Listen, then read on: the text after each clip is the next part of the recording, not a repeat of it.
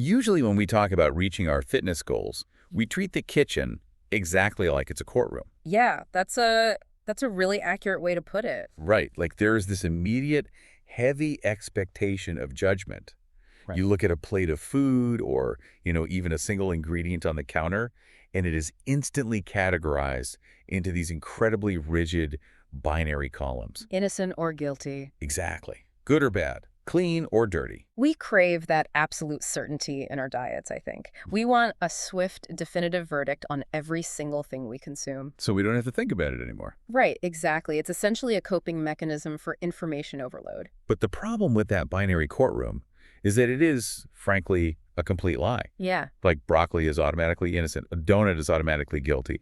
But today, for this deep dive, we are taking the most mundane, everyday item sitting on your counter right now, the banana, Yes. and proving that this binary thinking is actually holding you back. It really is. We are looking at a dietary landscape that is infinitely more dynamic, fluid, and, well, more highly engineered than we are ever taught to believe. Yeah. Our source material today is a really fascinating excerpt from a text called The Banana Blueprint for Strategic Weight Management. Which is a great read, by the way. It's incredible. And our mission for you, the listener, today is to explore how this single, simple ingredient can be completely repurposed. Like repurposed to serve diametrically opposed fitness and dietary goals. Which sounds impossible at first, right? Totally. Huh. But we are officially abandoning that whole, is this food good for me mentality. We're shifting toward a highly strategic biochemical approach to how you use food. Which is a profound and honestly a very necessary shift in perspective. Yeah. Because what the source material does so brilliantly is it takes this everyday object and proves that food is not just, a static entry in a database. Right, it's not just a barcode you scan. Exactly. This text doesn't just hand you a prescriptive list of what to eat. It provides this crucial, often missing context on the physiological mechanics at play. It gets into the why and the how. Yes. It shows us that the physical state of the food, its chemical makeup at any given moment, and the precise biological timing of when you consume it, well, those matter just as much as the food itself. So let's start with the baseline, because the blueprint lays down a foundational premise before it gets into any of the, crazy metabolic hacking. It sets the stage. Right. It states that bananas are excellent for diet programs overall for 3 specific reasons. They are rich in fiber, they provide stable energy, and they do this without resulting in excess calories. Right. Okay, let's unpack this, because I want you to move away from the idea of the banana as just a sweet piece of fruit. Think of it more like a time-release pharmaceutical capsule or a perfectly engineered biological battery. I like that. It's designed by nature to give you a steady, stable power supply rather than a quick, chaotic spark that just, burns out and leaves you exhausted. That time-release capsule analogy is actually the perfect way to visualize the underlying mechanics here. Oh. Because we really need to look at the exact relationship the text establishes between that high fiber and that stable energy. Because they're connected. Highly connected. These aren't just 2 random, unrelated benefits listed on a nutrition label, Right. One is the direct biological cause of the other. We need to look at the physical matrix of the food itself. Right, because normally when you eat something sweet, and obviously bananas contain natural sugars, your body naturally wants to process those carbohydrates rapidly. Like candy. Exactly. We all know the feeling. Yeah. Eat a handful of jelly beans, and your blood sugar spikes, followed by an immediate crash. But the blueprint is telling us that the banana bypasses that chaotic start entirely. And it bypasses it specifically because of the physical structure of that fiber. How so? Well, when you chew and swallow a banana, it enters your gastrointestinal tract not as pure liquid sugar, but as a complex matrix. The soluble fiber, specifically a type called pectin. Pectin. Right. Yeah, pectin. Right. It mixes with the water in your digestive system to form this thick, almost gel-like substance. So it is physically changing its state once it is inside you. It's literally creating a barrier. Exactly. It creates a viscous barrier. Wow. Because in your small intestine, you have these digestive enzymes like amylase, whose entire job is to hunt down carbohydrates. Right, they want to break them down. Yeah, they scissor them into individual glucose molecules and shuttle them right into your bloodstream. But because of this thick, fibrous pectin gel, those enzymes have to physically fight their way through the matrix to get to the sugars. So it's not just a chemical process, it's a mechanical obstacle. Yes. It is a laborious, time-consuming biological process. which acts as a metabolic brake. Yeah, You are mechanically slowing down the rate of gastric emptying and digestion. precisely. So the sugars are still there, obviously, but because they are locked inside this time-release fibrous capsule, they are released into your bloodstream sequentially. Drip by drip. Right, drip by drip, rather than in one massive flood. And this specific mechanism, this delayed gastric emptying, is directly tied to the text's assertion that eating bananas doesn't result in excess calories. Wait, how does slowing down digestion stop excess calories? A calorie is a calorie, right? Well, it is a cascading effect. When your energy levels are trickling in stably, your blood sugar graph looks like a gentle rolling hill rather than a jagged mountain peak. Okay, that makes sense. And because you don't have that jagged peak, you don't trigger a massive release of insulin to clear the sugar out of your blood, Oh, I see. which means you don't experience that sudden, desperate, hollow drop in blood sugar an hour later. And that hollow drop is the exact moment when you start frantically scanning the kitchen for anything calorie-dense and immediate. Exactly. So the stability itself is what keeps your overall caloric intake in check. You aren't fighting cravings because the biological trigger for the craving the crash never actually happened in the first place. Which is why the package matters just as much as the contents. That's a great point. We have spent decades isolating macronutrients, pulling them out of their natural context, and vilifying them. Diet culture takes a banana, points to the sugar content, and lumps it in with candy. Which is so unfair to the banana. It is. But the blueprint forces us to look at the whole food matrix. It tells us that the biological delivery system, the fiber structure, is what dictates how the human body responds to the fuel. You cannot separate the sugar from the fiber and judge the fruit accurately. You really can't. And this foundational premise completely flips the script for anyone listening who has been conditioned to fear sweet fruits. This blueprint immediately establishes the banana not as a dietary liability, but as a foundational tool for literally any diet, provided you understand the mechanics. So if we understand this baseline that the banana acts as a stable, fibrous, time-release battery, we can look at how the source material applies this to the most common diet approach of all. And arguably the most difficult approach. You're talking about the simple, straightforward philosophy of just eating less. The classic caloric deficit. Right.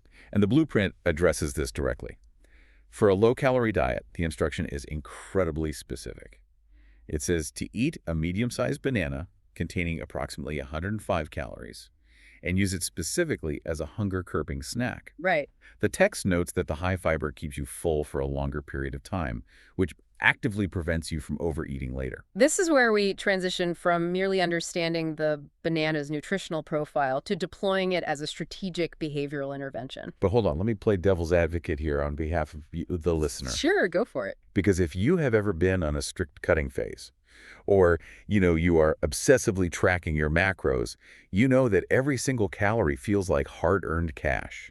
It does. It's cash that you are spending out of a very tight, unforgiving budget. So spending 105 calories on a single piece of fruit for an afternoon snack might actually feel like a pretty steep price when your daily limit is severely restricted. That's a common concern, yeah. Right. Like you could have a massive bowl of raw spinach or a pile of celery or, I don't know, a handful of puffed rice cakes that feel like so much more physical volume for a fraction of the calories. Is this 105-calorie banana actually a good trade-off in the brutal real world of dieting? That is the exact friction point where most diets fail, and it is a brilliant question. If we connect this to the bigger picture of a caloric deficit, we have to look past the raw numerical value of the calories. Okay, so what are we looking at instead? We have to analyze the return on investment, the behavioral ROI of those 105 calories. The text uses a very deliberate phrase. It says it prevents you from overeating. Right. We have to understand how it achieves that prevention on an endocrine level. So we shouldn't just look at the 105 calories in a vacuum. We have to look at what those specific calories do to our hormones. Exactly. Let's map out the physiology of eating less. When you restrict your overall caloric intake, your body does not know you are trying to look good for the summer. It has no idea. It assumes you are entering a famine. So it responds by upregulating hunger hormones, the most prominent being ghrelin. Ghrelin. That's what makes your stomach rumble, right? Yes. Ghrelin is secreted by your stomach when it is empty, and it travels directly to your brain, hitting the hypothalamus to trigger an aggressive, almost primal drive to eat. Wow. This is a biological inevitability. You cannot willpower your way out of ghrelin production. Yeah. It's a fundamental survival mechanism. You really can't. And usually that biological drive strikes hardest in the long, empty stretches between meals, like say at 3 or 4 in the afternoon. The dreaded afternoon slump. Yes.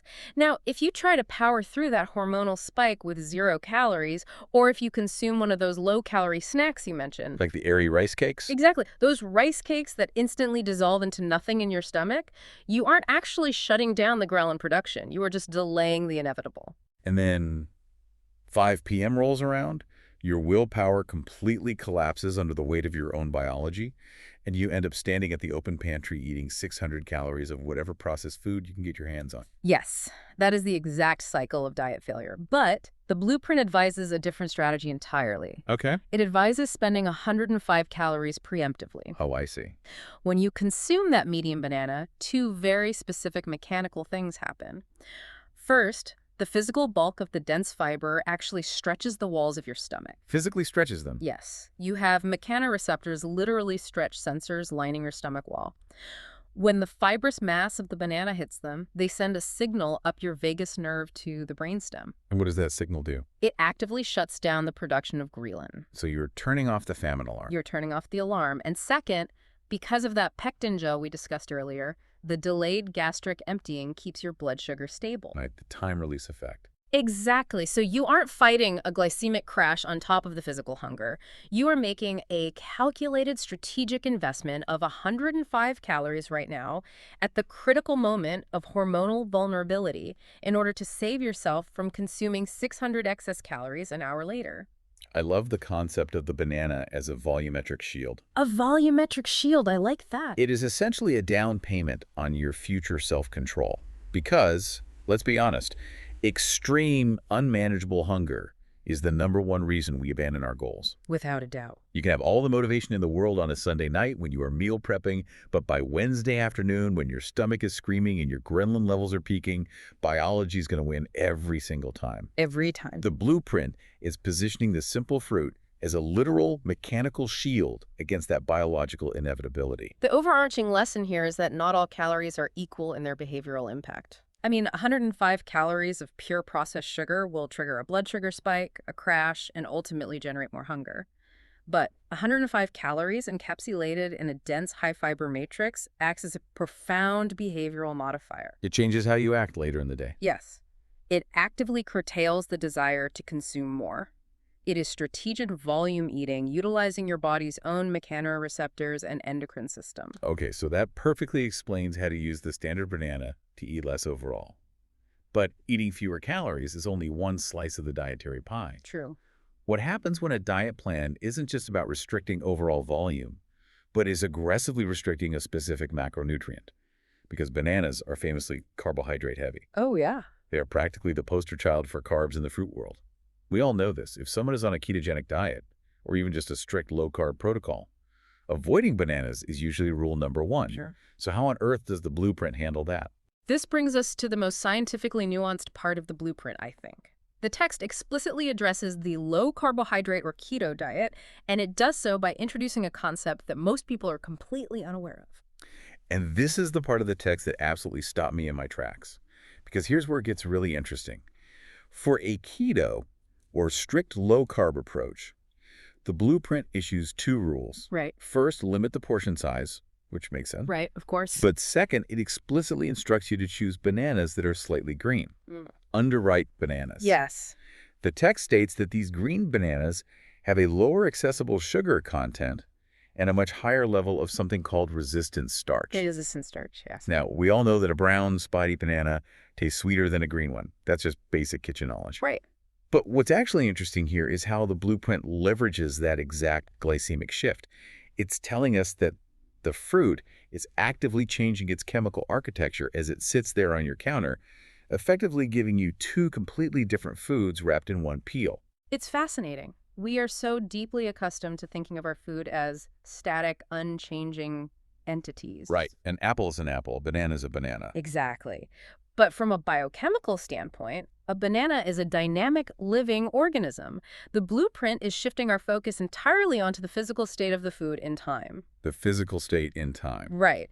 Because as a banana ripens, it is undergoing a massive biological process. It releases a plant hormone called ethylene gas. Ethylene gas. Yes.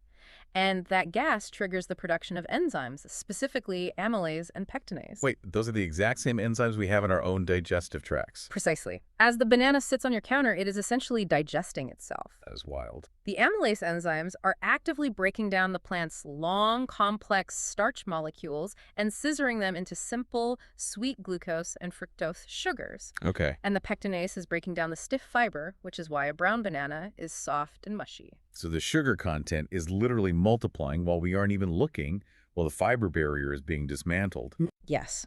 But the blueprint intervenes before that self-digestion process can occur. By eating it green. Right. By instructing you to consume the banana when it is slightly green and underripe, you are capturing the fruit at a stage where its carbohydrate structure is vastly different.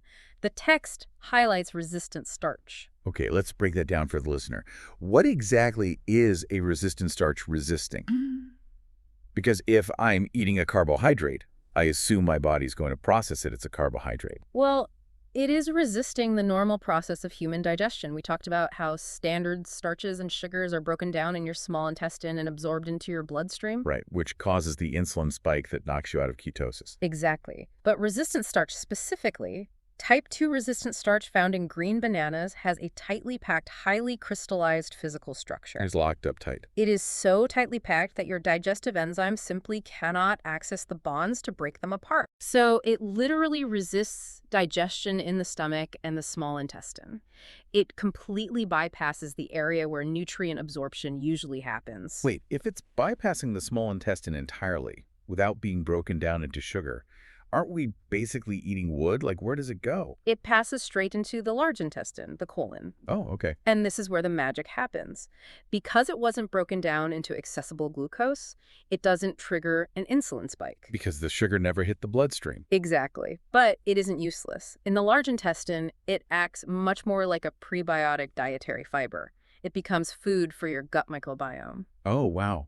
So you are bypassing your own digestive system in order to directly feed the trillions of bacteria living in your lower gut. Exactly. The bacteria in your colon ferment that resistant starch.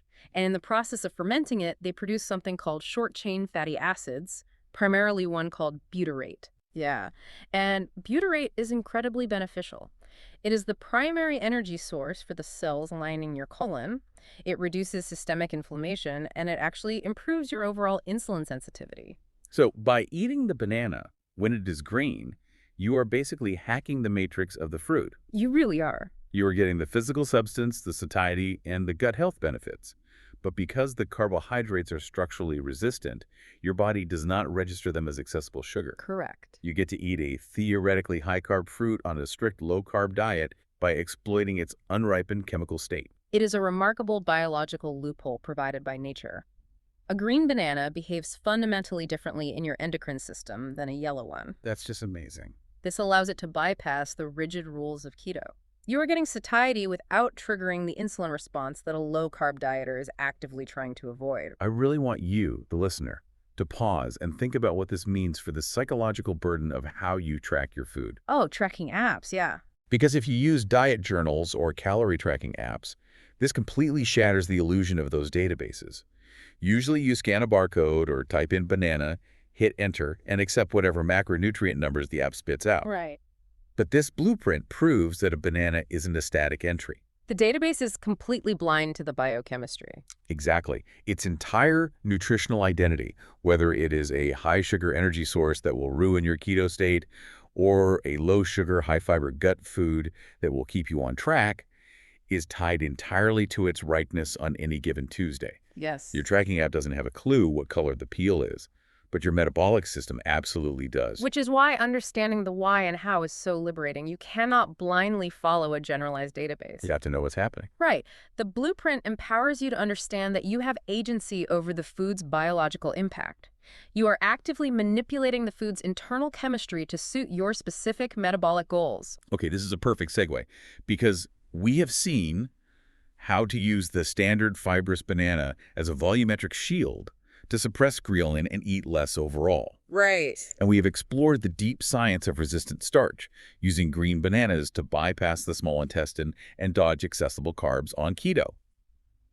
But what if your goal has nothing to do with reduction or restriction? Oh, right. What if you aren't trying to eat less and you aren't trying to avoid carbs? What if your goal is aggressive construction, like building muscle, getting stronger, and pushing athletic performance? Well, the blueprint anticipates this exact scenario. It transitions from focusing on restriction and suppression to focusing on performance and recovery, specifically addressing a high-protein or muscle-building diet. And the strategic application of the fruit flips completely on its head. Completely. And the instructions here are jarring.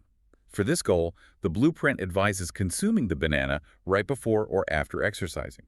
The text explains that the natural carbohydrates in the banana are quickly absorbed by the body in order to restore depleted muscle energy. Yeah. But wait, I have to stop right here and challenge this. Go ahead. Because we just spent the last 20 minutes praising the green banana for being slow, fibrous, and full of tightly packed resistant starch that actively avoids absorption. We did. We praised it for bypassing the bloodstream.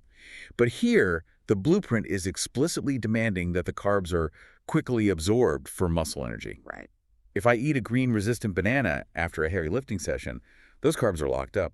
They are heading straight to my colon to feed bacteria, which means they are completely useless for restoring my muscles in that moment. Does that imply we need to completely switch the type of banana we use for this specific goal? That is an incredibly astute deduction, and it highlights the hidden genius of the blueprint's methodology. What's fascinating here is that you are exactly right. Oh, I am. Yes. If you need rapid carbohydrate absorption to restore depleted muscle tissue, eating a green banana is going to completely sabotage your recovery. So, to achieve the quick absorption mentioned in the text, we absolutely must move away from the green state. We need the exact opposite. Exactly. We logically need a ripe, brown, spotty banana where those amylase enzymes have already scissored the starches into accessible sugars. You need the pre-digested sugars. But doesn't that mean we are sacrificing all those incredible gut health benefits we just talked about? Are we trading microbiome health for muscle recovery? We are making a deliberate, strategic trade-off based on the biological demands of the moment. We are using physiological contrast. Okay, physiological contrast. What does that mean in the gym? Think about what happens when you are lifting heavy weights or engaging in high-intensity interval training. You are completely altering your body's state. You are creating microtears in the muscle fibers. You are creating microtears, yes, but you are also rapidly burning through your muscle's stored energy, which is called glycogen. Glycogen, right? Glycogen is just chains of glucose stored directly in the muscle tissue for explosive energy. When you train hard, you are actively emptying that tank. You're running on empty. Exactly. And when the workout is over, your body is in a state of high physiological stress. Muscle protein breakdown is occurring. Right. In that specific window, your body doesn't want a slow, resistant trickle of energy. It doesn't want to feed gut bacteria. It has a more immediate emergency. Yes. It needs rapid, highly accessible fuel to stop the breakdown and begin the repair process. It needs the spark. So in this specific context, that chaotic spike in blood sugar, the exact thing we were avoiding with the caloric deficit in the keto diet is actually exactly what you want. Precisely. You want a high glycemic index carbohydrate. When you consume a fully ripe yellow or spotty banana post-workout, those simple pre-digested sugars hit your small intestine and flood rapidly into your bloodstream. Flooding the system. Yes. This triggers a massive release of insulin from your pancreas. And normally, insulin is vilified as the fat storage hormone. Right. In the context of a sedentary Tuesday afternoon sitting at a desk, a massive insulin spike is detrimental. It leads to a crash, cravings, and potential fat storage. But post-workout. But in the context of the performance window, right after you've emptied the glycogen tank, insulin acts as a highly potent anabolic transport system. Anabolic meaning building up. Exactly. Insulin acts like a shuttle. It rushes to the bloodstream, grabs those simple carbohydrates, and drives them directly into the depleted muscle cells to restore the glycogen. It forces it into the muscle. Yes. And crucially, if you were consuming protein alongside that ripe banana, like say a whey protein shake, The insulin shuttles those amino acids directly into the torn muscle tissue to jumpstart the repair of those micro tears. That is absolutely mind-blowing. The insulin isn't storing fat. It's forcefully injecting recovery nutrients into the muscle. The context changes the function of the hormone entirely. It does. Furthermore, intense exercise naturally causes certain glucose transporters in your muscle cells, called GLUT4 receptors, to move to the surface of the cell, eager to pull in sugar. Oh, they're like waiting at the door. Exactly, they were waiting at the door. And the insulin spike from the ripe banana supercharges this process. It is a perfect biochemical synergy. But, and this is key, this synergy is only possible if you choose the unresistant, highly accessible state of the fruit. You have to choose the spotty banana. Yes. It is incredible to see this laid out. The banana shape shifts from being a mechanical, hunger-curbing shield in the morning to a sneaky, resistant gut feeder on a low-carb rest day to an active, explosive, insulin-spiking recovery engine in the gym. It's remarkably versatile. And what this really highlights for me is the concept of timing as a macro. Oh, I like that phrasing. The blueprint proves that when you eat, the food is just as critical, if not more critical, than what you're eating. The exact same biological object is either a diet saver or a performance enhancer based purely on the clock and the acute physiological state of your body at that exact moment. It emphasizes that nutrition is never static. It is highly contextual. The blueprint forces us to stop asking simplistic courtroom questions like, is a banana good for me? And start asking functional questions. What chemical state is this food in? What physiological state is my body in? And what is the specific biological goal I am trying to achieve in this exact hour? By aligning the enzymatic ripeness of the fruit with the precise timing of your cellular needs, you are optimizing human performance using literally the most basic, accessible $1 tool imaginable. It really is a masterclass in shifting from passive, anxious consumption to strategic, empowered application. Okay, let's take a breath and recap this incredible journey for you, because we have covered a massive amount of biochemical ground from a single piece of source material today. We certainly have. We started with the blueprint's foundational baseline, the simple truth that the fibrous matrix of a banana physically slows digestion, providing stable energy and blunting insulin spikes without excess calories. The time-release battery. Exactly. From there, we explored the 105-calorie strategy, understanding how the physical volume of the food acts on the mechanoreceptors in your stomach to suppress ghrelin. Turning off the hunger alarm. Right. Acting in a calculated, preemptive strike against the extreme, biologically driven hunger that inevitably ruins caloric deficit diets. Then, we completely blew the lid off food tracking apps by uncovering the self-digesting chemical shape-shifting of green bananas. Leveraging that resistant starch. Using tightly packed resistant starch to bypass the small intestine, feed the colon, and dodge accessible carbs on a keto diet. And finally, we looked at the performance window, learning how to leverage physiological contrast. The anabolic shuttle. Yes. We learned how to use the rapid-absorbing simple sugars of a fully ripe banana to intentionally spike insulin, using it as a shuttle to drive glycogen and amino acids into depleted muscle tissue right when the clock demands it. It truly illustrates that you aren't just eating food. You are actively programming your endocrine and digestive systems. I don't think I will ever look at the fruit bowl on my kitchen counter the same way again. It is not just a bowl of snacks. It is a rack of highly specialized biological tools. And that leads me to a final provocative thought for you to consider. Oh, let's hear it. The blueprint shows us that a simple banana is actually a highly dynamic entity whose entire metabolic value and function change drastically based on a few days of enzymatic ripening and the exact moment you choose to consume it.